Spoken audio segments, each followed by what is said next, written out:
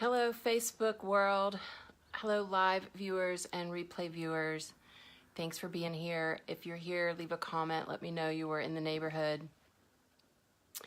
I am going to share my love letter with the world of Facebook. And here's what it is.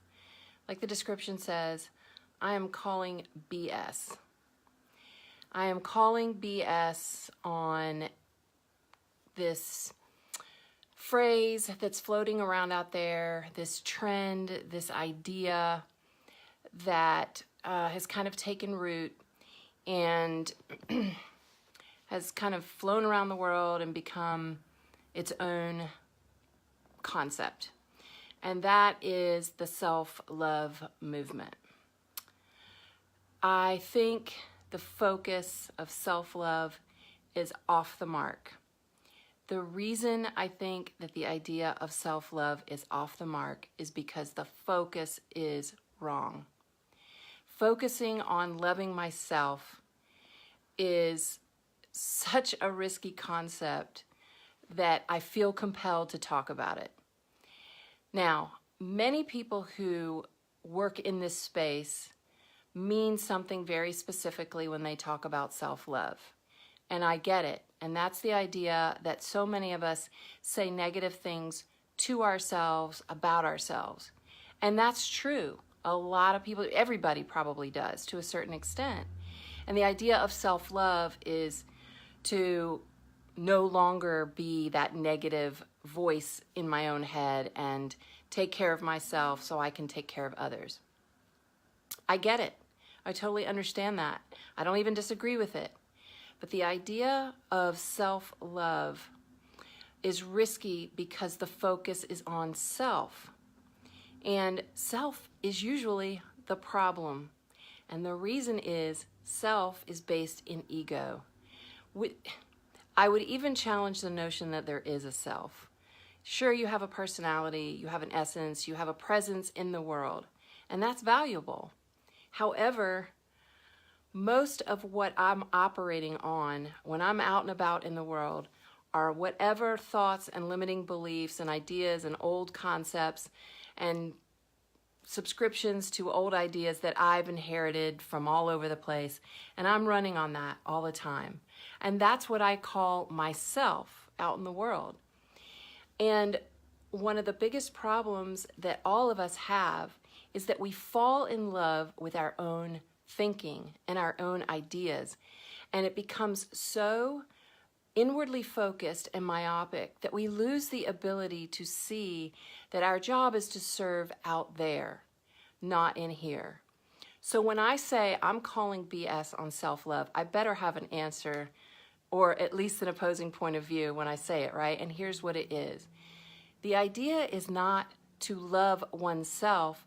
The idea is to be love. We are human beings.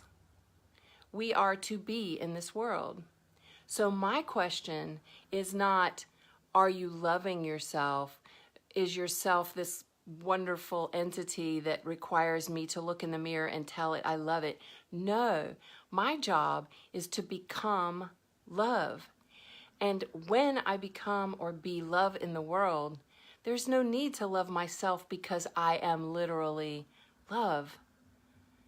So how does one be love? One has to let go of everything in their life that disempowers them. Everything. And once I let go of all the things that I have had in my world that have disempowered me, that I've allowed to disempower me, then I can access my love and share it with the world. So what is it that disempowers human beings? It's fear. Fear is the number one force that will cause me to disempower myself and you to disempower yourself. Fear creates a lack of authenticity. It creates narcissism. It creates a lack of integrity, a lack of compassion. Fear will create me to be self-absorbed. because that's the point of fear. It's a survival mechanism. So it's not a matter of we're going to lose our fear. We need it to live. It's a matter of not allowing fear to create me. I am not to be fear. I am to be love. So I'm taking on the notion of self-love as risky because we have this tendency to live in our heads. We live in our thought life. We live in our thought worlds and our mental models. And we probably don't say very good things to ourselves most of the time. Those are limiting thoughts, limiting beliefs, disempowering thoughts. And that is what I have to let go of in order to access love. So in the end, rather than loving myself, I've got to kind of let go of myself. I've got to realize that there isn't anything here that needs defending or explaining or protecting, right? It's like there's not really a self over here that needs to be preserved. What there is a human being to serve, to be in service to the world. And so when I come from love rather than fear and I be love, I don't have to worry about loving myself. I don't have to focus on saying positive things to myself in the mirror or convincing myself of something. Because this brilliant creative mind, if I try to kind of talk it into loving myself, it's not going to believe it anyway. If I'm coming from fear. Instead, it's going to listen to all of the negative self-talk and it's going to convince myself that my desire to love myself is more of the same fear problem. So it's risky to try to take the mind that has limited itself and turn it into loving itself. Instead, the work as I see it and the way that I coach with my clients it is about letting go of everything that disempowers me.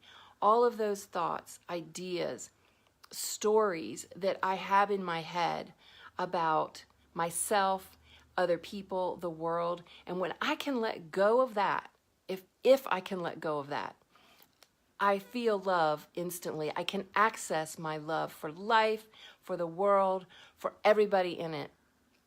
I cannot do that from a place of fear. So I'm not saying that self-love is bad or wrong. I'm saying it's risky because the self is usually the problem. The self, in an egoic way, is this entity in my mind that needs to be protected and defended and preserved. And it's very self-absorbed. It's a self-centered part of my being that's there for preservation of the species and survival. So it's a critical piece, but it is not who I am to be. See, humans have this amazing capacity for possibility and potential. We can transcend our lesser selves, our egoic selves, to serve others. We've all heard heroic stories of people who have sacrificed themselves and done things for the better of others, for the good of others. We have this amazing capacity. If we are coming from fear, we cannot access that. Pure love does not coexist with fear. So, and again, I know that we can't live without our fear, but we can certainly live with our fear and transcend it. And the way that we do that is we access the most powerful force known to the human creature, and that is love.